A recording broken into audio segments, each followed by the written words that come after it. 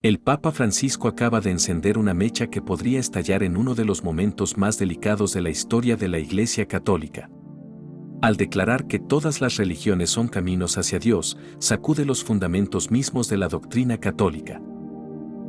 Pero ahora hay mucho en juego: por un lado, la visión de un mundo más unido; por otro, la acusación de herejía que pesa sobre el pontífice y, con ella, la posibilidad de una revocación formal que podría sacudir su pontificado.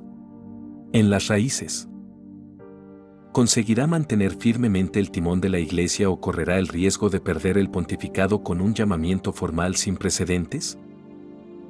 Durante su visita a Singapur, el Papa Francisco pronunció palabras destinadas a sacudir profundamente tanto a la comunidad católica como al panorama religioso mundial. Dirigiéndose a una audiencia de jóvenes de diferentes religiones, dijo que todas las religiones, independientemente de sus diferencias, son caminos legítimos para llegar a Dios. Utilizando la imagen de diferentes lenguas, destacó cómo cada persona se expresa de manera única en su camino espiritual, pero siempre orientada hacia una única meta: Dios. Luego, el Papa destacó el peligro inherente a la competencia entre religiones, diciendo que insistir en la superioridad de una fe sobre otra no conduce a nada bueno, sino que alimenta divisiones y conflictos.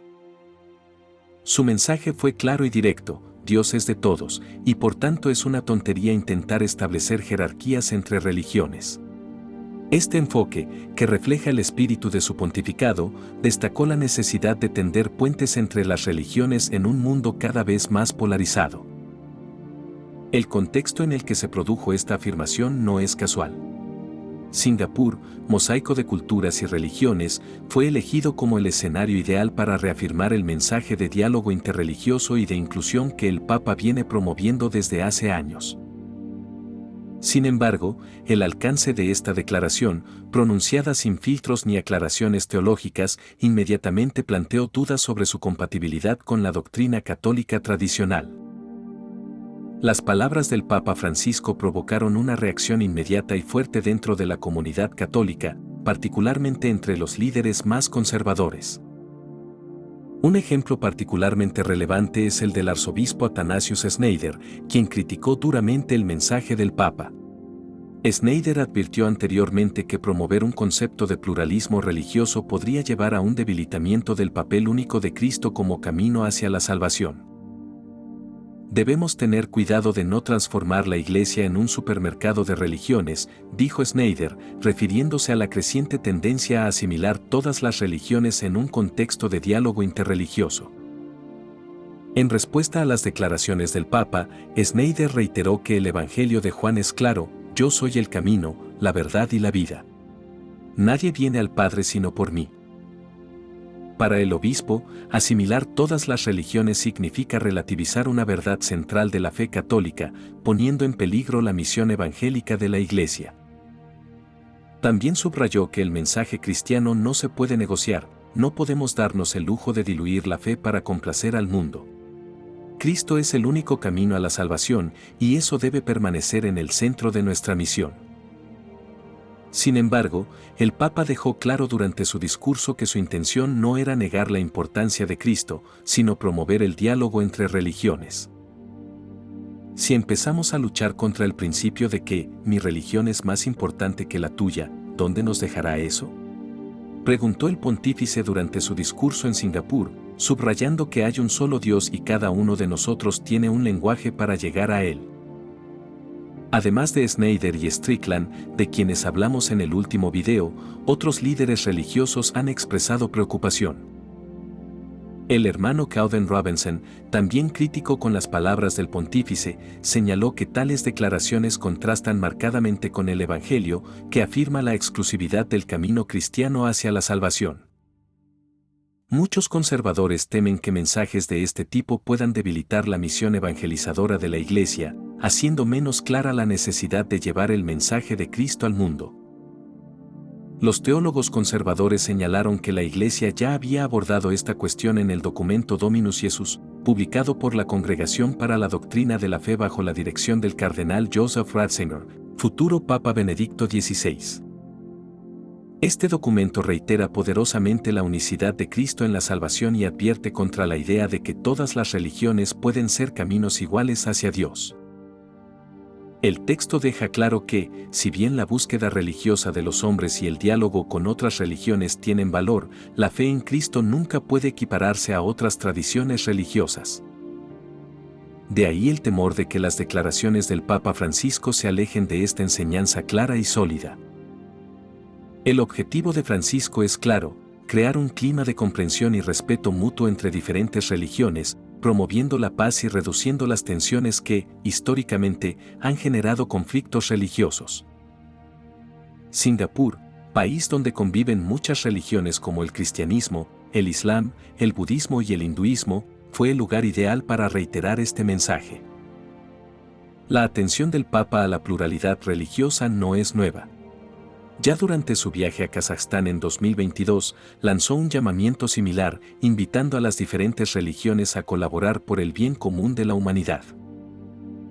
En este contexto, Francisco habló de la necesidad de superar los prejuicios y entablar un diálogo abierto y sincero.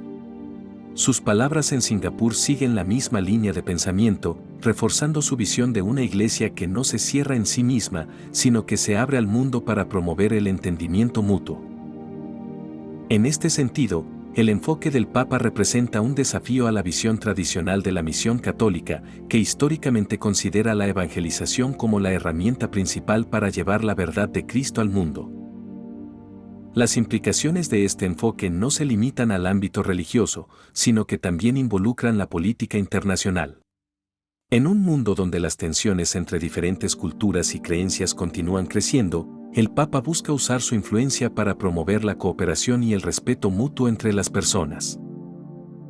Hoy, algunos teólogos y obispos sugieren la posibilidad de un retiro formal de la herejía, porque ven en estas declaraciones una ruptura con la doctrina tradicional que defiende la unicidad de Cristo como único camino hacia la salvación. De hecho, la presión sobre el Papa Francisco ya se había intensificado tras las acusaciones de herejía formuladas por algunos teólogos y grupos conservadores dentro de la Iglesia Católica. Un grupo de más de 60 teólogos, académicos y sacerdotes envió recientemente una carta oficial al Vaticano, denunciando que el Papa ha propagado directa o indirectamente posiciones heréticas en cuestiones como el matrimonio, la moral sexual y la comunión de los divorciados vueltos a casar. Esta acusación se suma a un debate que dura años, particularmente después de la publicación de Amoris Laetitia en 2016, en el que algunos ven una excesiva apertura a prácticas que contradicen la enseñanza tradicional de la Iglesia. La carta acusa al Papa de apoyar la idea de que es posible que los católicos violen la ley divina sin incurrir en pecado mortal, concepto considerado contrario a la doctrina católica. Los firmantes piden formalmente a los obispos que adviertan al Papa Francisco y, si no se retracta, que procedan con sanciones canónicas, que incluirían también una posible destitución del cargo papal por herejía. Este no es el primer intento de desafiar formalmente al Papa sobre estos temas. En el pasado, otros grupos expresaron dudas y escribieron cartas de corrección filial, pero sin obtener respuestas directas del Papa. Las recientes acusaciones, sin embargo, parecen tener un alcance más amplio, especialmente considerando el apoyo de figuras prominentes entre los críticos conservadores. Según el derecho de la Iglesia, no existe autoridad terrenal que pueda juzgar legalmente al Papa, como lo establece el Canon 1404. Por tanto, la destitución de un Papa solo sería posible en caso de muerte o renuncia voluntaria, como ocurrió con el Papa Benedicto XVI. Aunque algunos críticos han acusado al Papa Francisco de herejía, el proceso de declarar hereje a un papa y destituirlo de su cargo es muy complejo y no tiene precedentes modernos. La doctrina tradicional sostiene que un papa que comete herejía pública podría perder automáticamente su cargo, pero esto requeriría una declaración formal y un consenso casi unánime entre los obispos, un evento muy poco probable debido a las divisiones existentes dentro de la Iglesia. Las palabras del Papa Francisco han reavivado un acalorado debate dentro de la Iglesia Católica. Si bien el Papa continúa promoviendo la unidad y el diálogo entre religiones, sus críticos ven sus declaraciones como una amenaza a la doctrina fundamental del catolicismo. La posibilidad de una destitución formal por herejía está ahora más cerca que nunca. En un momento tan delicado para el futuro de la Iglesia, será crucial entender si esta apertura hacia otras religiones representará un puente hacia la paz o un peligroso debilitamiento de la fe católica. ¿Qué opinas? Si te gustó el video, comenta amén.